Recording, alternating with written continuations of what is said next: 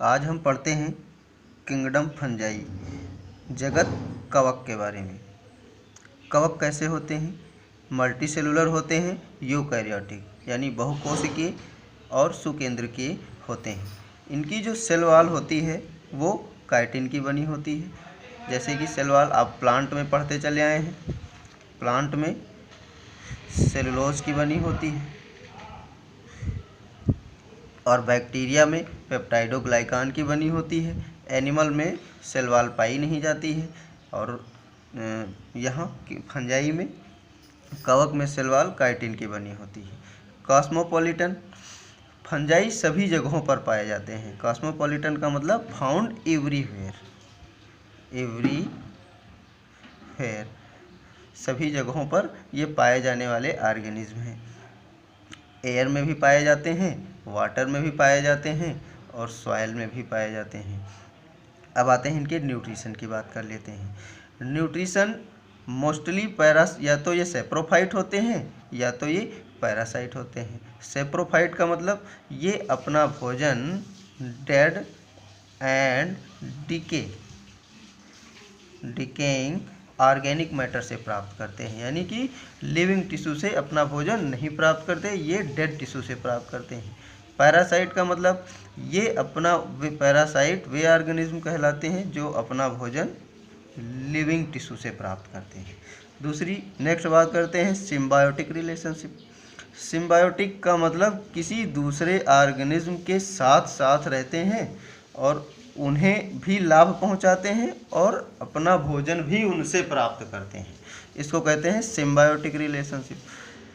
तो जब ये रूट के साथ यानी हायर प्लांट के रूट के साथ एसोसिएशन या उनके साथ मिल जाएं, जुड़ जाएं या रूट के साथ साथ में रहें तो इनको कहते हैं माइकोराइजा। और ये माइकोराइजा की जो कंडीशन है ये पाई जाती है पाइनस में। इसमें पाइनस में। और एक प्लांट है आर्चिड, आर्किड के रूट में भी माइकोराइजल कंडीशन पाई जाती है। कभी कभी फंजाई एल्गीज के साथ में जब एसोसिएशन करते हैं तो एल्गी के साथ में इतना कॉम्पैक्ट एसोसिएशन करते हैं कि ये बनाते हैं लाइकेन बना लेते हैं। यानी एल्गी और फंजाई दोनों एक साथ, कवक और शैवाल एक साथ रहते हैं। इस कंडीशन को कहते हैं लाइकेन। लाइकेन का डिस्क्रिप्शन हम आगे पढ़ेंगे डिटेल से। और बात कर लेते हैं, इनकी जो बॉडी होती है वो फिलामेंटस होती है, थ्रेड लाइक यानी तंतुयुक्त होती है और धागे नुमा, यानी कि सेम इस प्रकार से जैसे धागा होता है धागे की तरह इस संरचना इनकी होती है। और इस धागे नुमा संरचना को कहा जाता है हाइफी। यदि हम हाइफी का सिंगुलर बात करें, हाइफी प्लूरल वर्ड है और एक शब्द आप पढ़ते होंगे हाइफा, दिस इज सिंगुलर और ये प्लूरल फॉर्म। हाइफी को हिंदी में कवक सूत्र कहा जाता है या कवक तंतु कहा जाता है।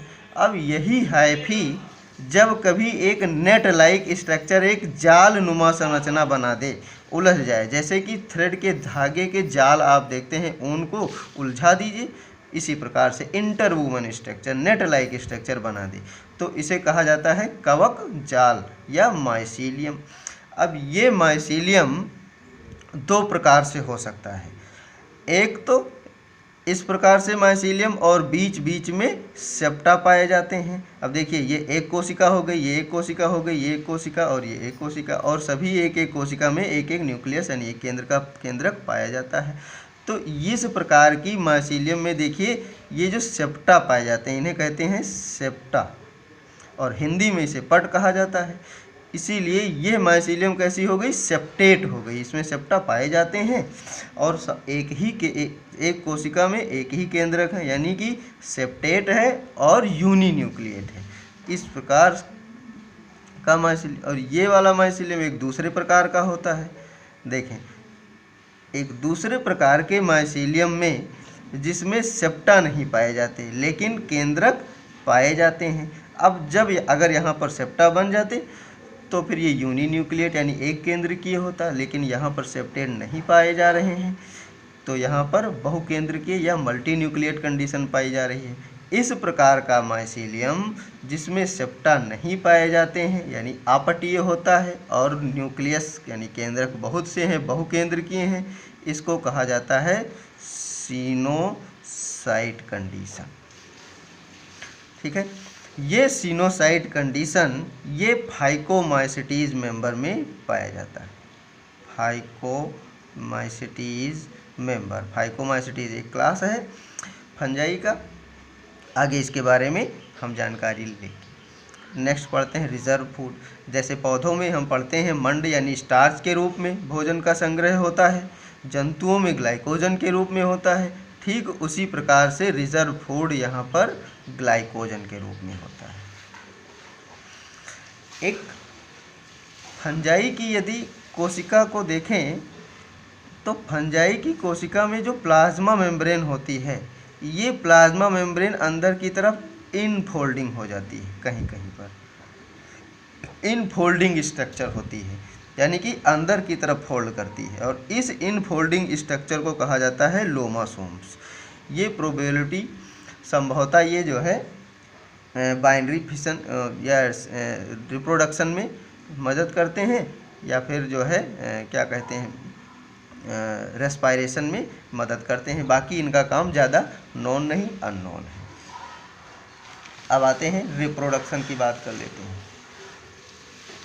रिप्रोडक्शन बैक्टीरिया फंजाई में 3 प्रकार से यानी वेजिटेटिव, एसेक्सुअल और सेक्सुअल तीनों विधियों से पाया जाता है। वेजिटेटिव रिप्रोडक्शन ये मुख्यतः फ्रेगमेंटेशन यानी कि विखंडन, यानी कि इनका जो माइसीलियम है ये कई टुकड़ों में टूट जाता है, और टूटने के बाद में एक एक टुकड़ा जहाँ जहाँ जाता है और एक नए माइसीलियम को बना देता है। कुछ में बडिंग के द्वारा, बडिंग तो एक्चुअली केवल ईस्ट में ही पाई जाती है, ईस्ट में। हाँ, हमने आपको पहले ही बताया यहाँ पर कि ये मल्टी सेलुलर होते हैं, लेकिन एक ऐसा फंगस है, एक ऐसी फंजाई है ईस्ट जो एक कोशिकीय होती है अपवाद के रूप में। नेक्स्ट आ जाते हैं asexual reproduction. Asexual reproduction basically होता है स्पोर्स के द्वारा, इसके द्वारा स्पोर्स के द्वारा होता है। अब फंजाई के केस में स्पोर्स 3 प्रकार के होते हैं, और स्पोर जो बनते हैं बीजाणु, स्पोर्स को कहेंगे बीजाणु, और बीजाणु जिसमें बनते हैं उसको कहते हैं बीजाणुधानी, यानी कि स्पोर्स जिसमें बनेंगे उसे कहा जाएगा स्पोरेंजिया। क्या कहेंगे? स्पोरेंजिया कहेंगे। अब देखते हैं बेटा, ये स्पोर्स 3 प्रकार के हो सकते हैं, जू स्पोर, एप्लेनो स्पोर और कोनिडिया। जू स्पोर, जू का मतलब एनिमल, और एनिमल का मेन कैरेक्टर होता है लोकोमोशन यानी कि चलना। ठीक उसी प्रकार से जू स्पोर यानी कि ये मोटाइल है। कैसे हैं? मोटाइल है, चल सकते हैं। क्यों चल सकते हैं? क्योंकि इनमें फ्लैजेला पाए जाते हैं। ठीक है, और ये बनते कहाँ हैं? स्पोरेंजिया के अंदर। तो जिस स्पोरेंजिया के अंदर बनेंगे उसको कहा जाएगा जू स्पोरेंजिया। ठीक, दूसरा स्पोर होते हैं एप्लेनो स्पोर, हिंदी में इन्हें कहते हैं अचल बीजाणु, यानी कि ये नॉन मोटाइल होते हैं। कैसे हैं? नॉन मोटाइल स्पोर, जिनमें चलने की कैपेसिटी नहीं होती, इसका मतलब इनमें फ्लैजेला नहीं पाया जाता। नेक्स्ट एक तीसरा प्रकार का है कोनिडिया। अब देखिए, जू स्पोर और एप्लेनो स्पोर ये दोनों एक विशेष संरचना के अंदर बनते हैं जिनको कहा जाता है स्पोरेनिया या बीजाणुधानी। और कोनिडिया ये जब कभी माइसीलियम, मान लीजिए कि ये कोई माइसीलियम है और इस माइसीलियम के टिप पर कुछ चेन के रूप में यानी श्रृंखला में ऐसे ही बीजाणु या स्पोर बने तो इनको कहा जाता है, क्योंकि स्पोरेंजिया से बाहर बने हैं और चेन के रूप में बने हैं, ये बाहर निकलते रहेंगे। एक स्पोर बाहर निकलेगा, जर्मिनेट करेगा और नए माइसीलियम को बना देगा। इसका मतलब ये क्या कहलाएंगे अब? कोनिडिया। क्यों कोनिडिया कहलाते हैं? क्योंकि ये स्पोरेंजिया के बाहर बनते हैं। कुछ एक क्लास पढ़ेंगे आप ड्यूटेरोमाइसिटीज। ड्यूटेरोमाइसिटीज का स्पोर्स कुछ खास होता है, कुछ इस प्रकार से म्यूरिफॉर्म कोनिडिया कहा जाता है। ठीक है, टिप पर थोड़ा नुकीला होता है और ये सेप्टेट होता है, यानी कि इनमें सेप्टा पाए जाते हैं, पट पाए जाते हैं, और ये जर्मिनेट करके कई माइसीलियम एक साथ बनाता है। तो सेप्टेट एंड म्यूरिफॉर्म कोनिडिया बहुत स्पेशल कैरेक्टर है किसका, ड्यूटेरोमाइसिटीज का। नेक्स्ट बात कर लेते हैं हम सेक्सुअल रिप्रोडक्शन की। सेक्सुअल रिप्रोडक्शन एक्चुअली 4 प्रकार के स्पोर्स हैं फंजाई में, जिनके द्वारा ऊस्पोर, जाइगोस्पोर, एस्कोस्पोर और बेसिडियोस्पोर। ठीक है, तो ये जो ऊस्पोर और जाइगोस्पोर हैं ये 2n कंडीशन यानी कि द्विगुणित होते हैं, डिप्लॉयड होते हैं, जो फर्टिलाइजेशन यानी कि फ्यूजन के बाद बनते हैं। एस्कोस्पोर और बेसिडियोस्पोर ये n नेचर के होते हैं और ये मियोसिस यानी कि अर्धसूत्री विभाजन के बाद बनते हैं। ठीक है, तो एस्कोस्पोर और बेसिडियोस्पोर एक विशेष प्रकार की संरचना बनती है, उस विशेष प्रकार की संरचना के अंदर पाए जाते हैं, और इस विशेष प्रकार की संरचना को कहा जाता है फ्रूटिंग बॉडी या फलन काय। एस्कोस्पोर एस्कोकार्प के अंदर बनते हैं, इसके एस्कोकार्प एक विशेष प्रकार की फ्रूटिंग बॉडी है जिसके अंदर एस्कोस्पोर बनेंगे। बेसिडियोस्पोर ये बनेंगे बेसिडियोकार्प में, बेसिडियोकार्प, यानी ये 2 प्रकार की फ्रूटिंग बॉडी है। इन दोनों फ्रूटिंग बॉडी के अंदर विशेष प्रकार के स्पोर बनेंगे, एस्कोकार्प और बेसिडियोकार्प। ये एस्कोकार्प और बेसिडियोकार्प दोनों बाहर निकलने के बाद जर्मिनेट करते हैं, अंकुरित करेंगे, और अंकुरित होकर के नए माइसीलियम कवक जाल को बना देते हैं। ड्यूटेरोमाइसिटीज़ का स्पेशल कैरेक्टर है कि इसमें सेक्सुअल रिप्रोडक्शन नहीं पाया जाता है, इसीलिए ड्यूटेरोमाइसिटीज़ के मेंबर को फंजाई इम्परफेक्टाई कहा जाता है, या इम्परफेक्ट फंगस, जिनमें सेक्सुअल रिप्रोडक्शन नहीं पाया जाता है। और जो सेक्सुअल रिप्रोडक्शन है ये हमको पता है, आपको पता है सारी चीज़ें, कि सेक्सुअल रिप्रोडक्शन में एक मेल गैमीट बनता है और एक फीमेल गैमीट बनता है, दोनों का फ्यूज़न बंद होता है, यानी कि फर्टिलाइजेशन होगा, और फर्टिलाइजेशन के परिणाम स्वरूप बनेगा जाइगोट, और जाइगोट के बाद में ये जाइगोट ये ग्रोथ करता है। मान लीजिए कि हम किसी भी एनिमल या किसी भी ऑर्गेनिज्म की बात करते हैं, तो सेक्सुअल रिप्रोडक्शन का खास character formation of 2 type of gametes and fusion of 2 type of gametes, यानी कि fertilisation and formation of zygote. ये जाइगोट डेवलप करके न्यू ऑर्गेनिज्म बना देगा। ठीक है, न्यू ऑर्गेनिज्म बनाएगा। अब इस ऑर्गेनिज्म में चूंकि ये ऑर्गेनिज्म डिप्लॉयड 2n नेचर का होगा, ये ऑर्गेनिज्म पुनः गैमीट का फॉर्मेशन करेगा, मेल गैमीट बनाएगा और फीमेल गैमीट।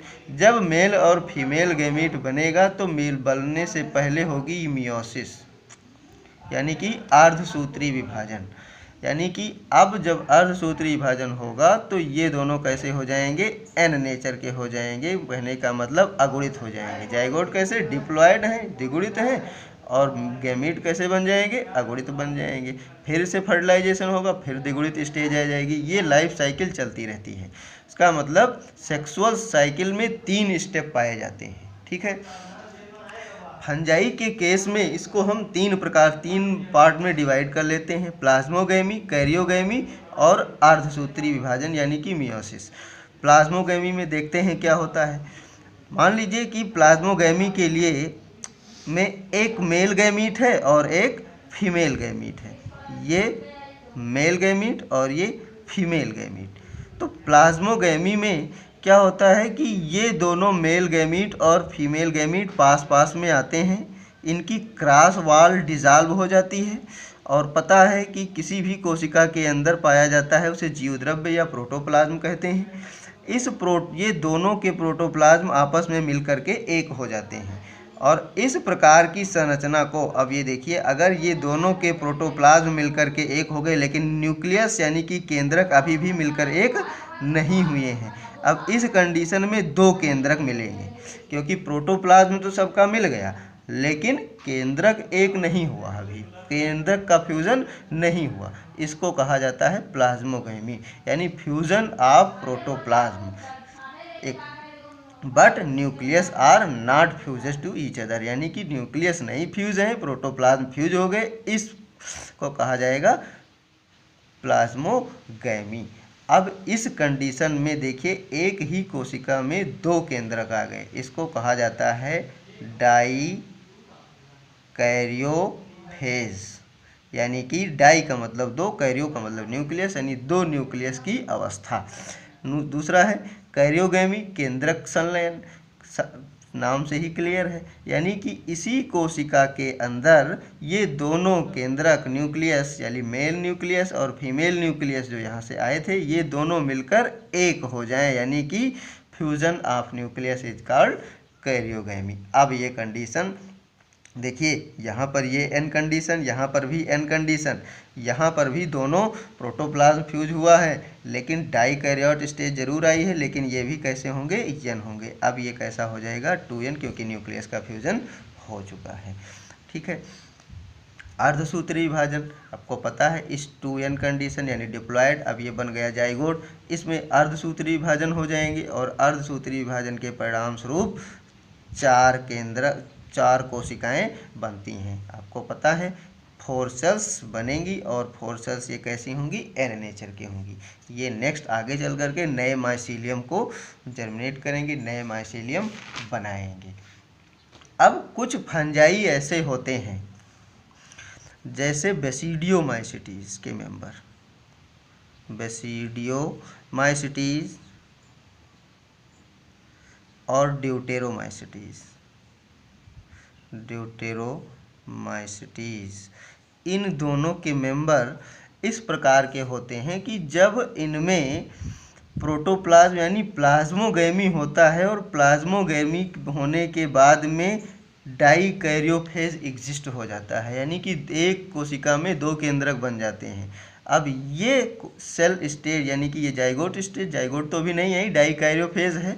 जाइगोट तब आएगी जब दोनों फ्यूज कर जाएंगे, ये स्टेज यानी दोनों न्यूक्लियस फ्यूज हो जाएं। तो ये डाई कैरियोफेज ये क्या करता है, जर्मिनेट कर जाता है, और जर्मिनेट करने के बाद में ये माइसीलियम बना देता है पूरा, हाइफी के बाद में माइसीलियम, और ये वो भी कैसे, सेप्टेट होंगे। तो जब ये जो डाई कैरियो सेल से अगर जो माइसीलियम बन रही हैं, तो प्रत्येक कोशिका में 2 केंद्रक पाए जाएंगे, और ये 2 केंद्रक अब ये भी कहलाएगा dikaryotic mycelium, dikaryotic mycelium. ठीक है, अब इस डाई कैरियोटिक माइसीलियम से बनेगी फ्रूटिंग बॉडी,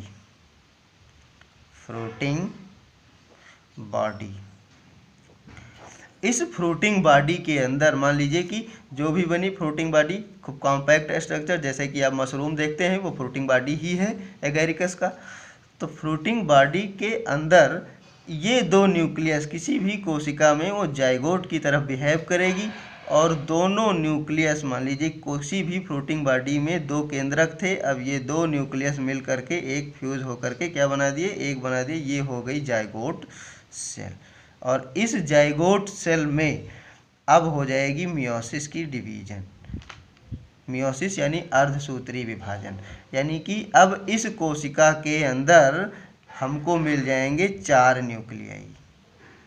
न्यूक्लियाई मिलेंगे, साइटोप्लाज्मिक अरेंजमेंट होगा, और ये चारों न्यूक्लियाई 4 सेल में बदल जाएंगे, 4 कोशिकाओं में बदल जाएंगे, और ये 4 कोशिकाएं अब स्पोर्स की तरह काम करने लगेंगी। स्पोर्स, अगर ये बेसिडियोमाइसिटीज का मेंबर है तो ये बेसिडियो स्पोर्स कहलाएंगे, एस्कोमाइसिटीज में भी होता है तो ये एस्को स्पोर्स कहलाएंगे, और यही स्पोर्स आगे चल करके जर्मिनेट करके नया माइसीलियम बना देते हैं।